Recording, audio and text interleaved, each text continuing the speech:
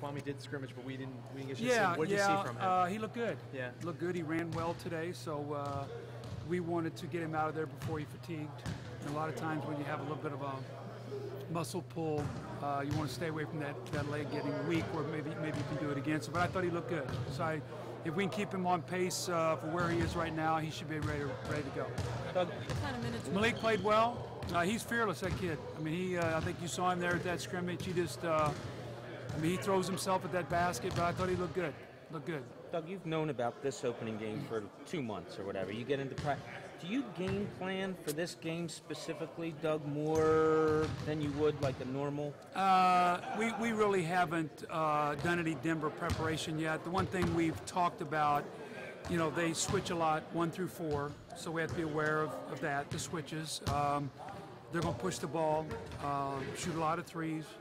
Lawson pick and rolls, going to drive that ball, kick, Gallinari threes, Dre shooting threes. Brewers had a very good preseason. Andre Miller, we know who he is and stuff. So we haven't done that. Just sometimes I'll stop the scrimmage and say, guys, against Denver, we can't have. We had one stretch, we had 5 turnovers in a row today, and I said, we can't play that way. So just more of a general overview of them than anything specific.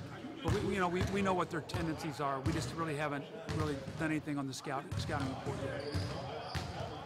Doug, when Evan makes that 3 with 1 shot on the shot clock, or 1 second, I assume that's a 3 that you're not going to say he shouldn't be taking, right? Well, no. I mean, that's a situational play, and Evan shot it with confidence. So plus corner threes. I mean, that's the shorter.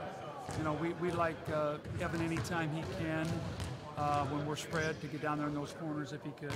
And get one of our guys who have a little bit deeper range, maybe to shoot the higher one out on the floor, be Darrell or Nick or Jay Rich or maybe even Drew. So, but yeah, Thad down in the corner threes, Evan corner threes, Spencer, some of the big guys. We if that's there, we want them to look for that.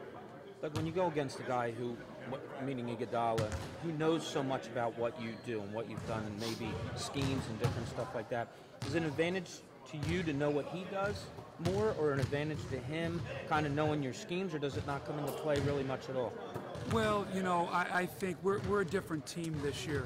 We had a smaller perimeter, and so this year we might do things differently defensively that we didn't do last year, simply because we have some bigger guys on the perimeter.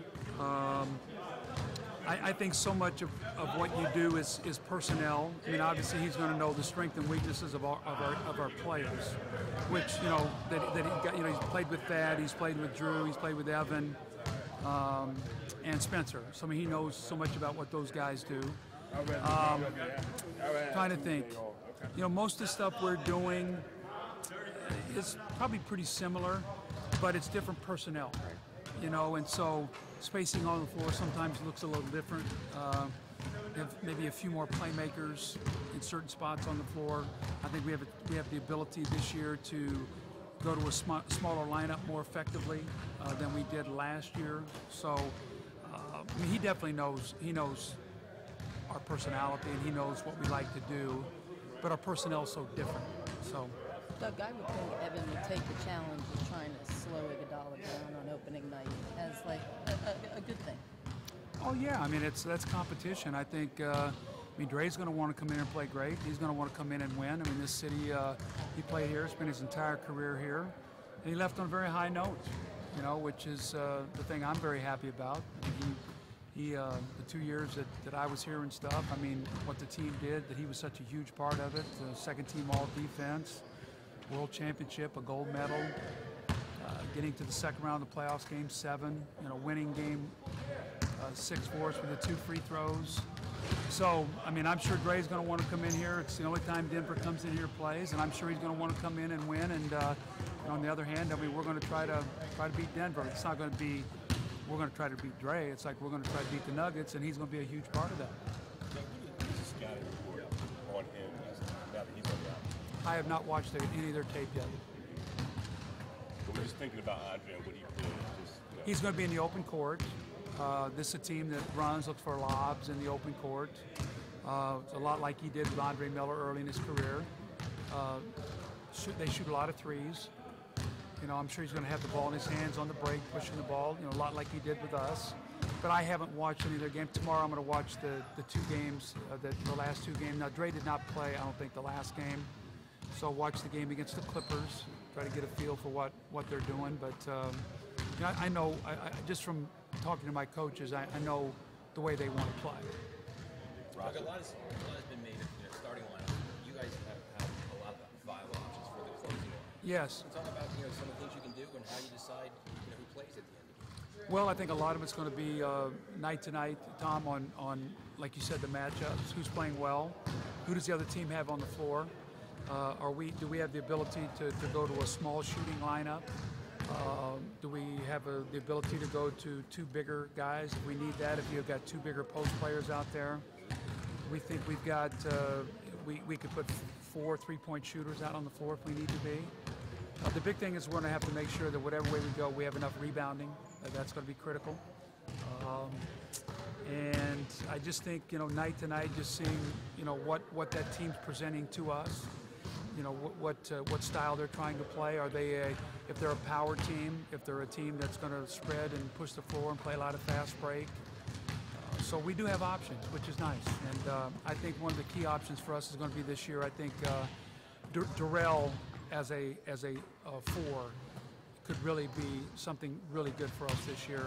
But again, that 5-man and the other guys out on the floor, we got to make sure we rebound that ball, especially if you're playing against two bigs. How about at the beginning of the game? Have you decided on what you want to do there, or are you still kind of... You want to put this on the website for the fans? Is that what you want to do? Coach, do you want to wait until that night comes out? You know what? I don't know what we're going to do. It's not like we're going to shock the world or anything. I mean, to me right now, we'd be leaning towards Thad and Lavoie on the front line together with Drew, Evan, and Jay Rich. I mean, unless something happens, that's the way we would go, and then we come in off the bench with those guys who've played so well. It would be a real boost for us if Kwame's back, that we could have Kwame and Spencer, two bigs coming off the bench, because they have, JaVale McGee comes off the bench, who's a real live guy around that basket. We need rebounding, and whoever we start the game, if they start Fareed, I mean, that guy is a human dynamo on those offensive boards, so we're going to have to really rebound that ball. So that's the way I would think right now we would go, and hopefully nothing dramatic changes that. But I think that group feels good about playing with one another to start the game, and then I think those guys coming in, we have a pretty good feel for one another with those guys, the way we've scrimmaged. So I feel good about that. Doug, only because we didn't see it, but do you play Kwame and Spencer together? That second unit I did. You did? Mm-hmm. You don't find that that's too slow? Well, it depends on who they have out there. Okay. I mean, if they've got two bigs, we'll have to look at it. If they have a running small forward, I mean, if Fareed's in the game, it'd be tough maybe to play those two guys together. If they play Gallinari as a 4, it'd be tough maybe to play those two guys together. You might have to play Darrell at that spot. So a lot of that would be matchups, just how George would decide he wanted to go with that other big spot.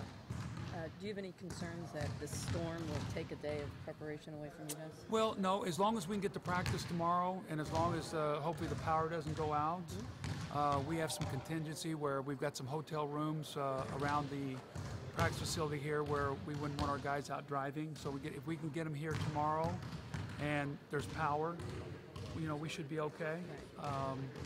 I'm just hoping for all those people out there in Delaware Valley and everybody around that they've taken the precautions and that they've got enough water and food and flashlights and candles and everything for their families. I know my daughter, just being yesterday with my daughter and my grandkids and all, that she's a little worried about losing power and stuff. So I'm hoping everybody takes the precautions, and let's hope that the warnings are going to be far greater than what the storm is.